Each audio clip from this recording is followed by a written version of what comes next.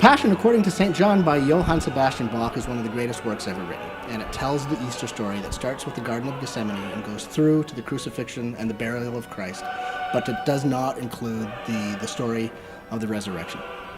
As a music director, I'm very lucky in that I get to touch genius all the time and work with the greatest works ever written. But there are a few pieces that are towering above every other piece, and the two Passions by Johann Sebastian Bach, the St. John, which we're performing, and also his other work, the St. Matthew Passion, in my view are the two greatest works ever written in the history of mankind. And I've been waiting 20 years to be able to perform this work. And that's why I'm so excited to be able to perform it with a great chorus like the Nordic Choir from Luther College in Decorah, and to have, of course, Orchestra Iowa, our great orchestra, but also a myriad of great soloists. And the way Bach is able to put these pieces together, this entire story together, it's narrated by a tenor that goes by the title of an evangelist. And the tenor basically narrates the entire story. But when there are actual words and text from the characters of Christ or Peter or Pilate, it's actually interpreted by some of the other soloists. Stephen Swenson, the professor from University of Iowa, for example, is singing the role of Christ. There are also solos in between arias that reflect philosophically on the moment at hand in the story. And also interspersed are choruses, and the chorus too is a character as well. It's called a turba chorus, in which when there are scenes of a crowd, this raucous mob screaming for the crucifixion of Christ, the chorus plays that role of a mob. And also interspersed, though, in sort of this incredible choral writing are chorale tunes. And this is very important in the Lutheran tradition. They're essentially, well, they are hymn tunes. In fact, many are still used in the liturgy today. And what Bach does is he intersperses these chorale tunes throughout the piece to give the entire work cohesion.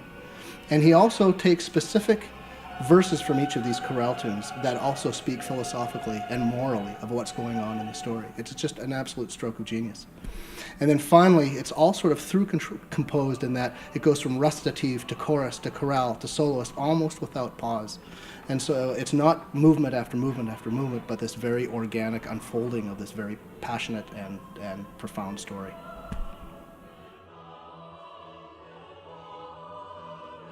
The way Bach is able to use this counterpoint to fashion it, he makes every note and every harmony dance at the whims of every word that's being said in the text. And when you see the elegance, and again, as a conductor, I get to see under the hood, because as an audience, all this great music is just going to wash over you. I've had the privilege of actually looking under the hood and seeing how he puts it together, and it just makes you weep at the elegance that Bach is able to put this together. It's a great joy to study his music, and it's also a privilege to be able to perform this music. And I've been working on this piece for years, making sure that for example, that the orchestra and their articulations match the articulations of what's going on in the choir, and with the text and the text stress to make sure that what's happening in the orchestra is exactly the same nuance that's happening in the chorus, to wedding the two performances, the two forces. So that's been a labor of love. And so there are moments in my career that I get to perform great works, but there are very few memorable occasions in which you really get to touch pieces of such profundity. I think pieces like the St. John Passion tend to stay on the shelf because they are admired from afar, because they are so difficult to do, and it has such great depth in its composition. And you need such accomplishment in terms of your orchestra, in terms of your chorus, in terms of your soloists to be able to do this. And the fact that we were able to put those forces together is just a dream come true.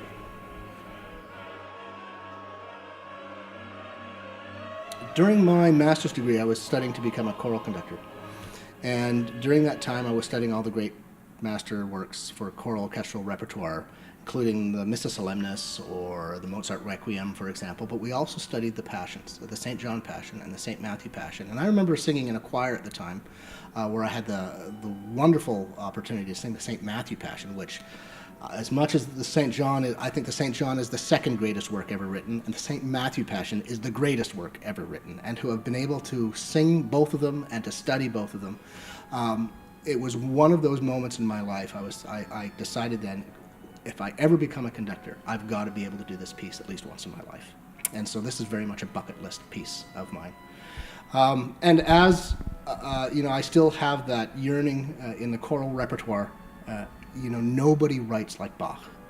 And many people, I hear from our audience members saying, you should program more Bach all the time. But a lot of people don't understand about Bach is that he did not write very many pieces just for orchestra. In fact, the vast output of his composition is choral, whether it's his cantatas or whether it's his passions or what have you.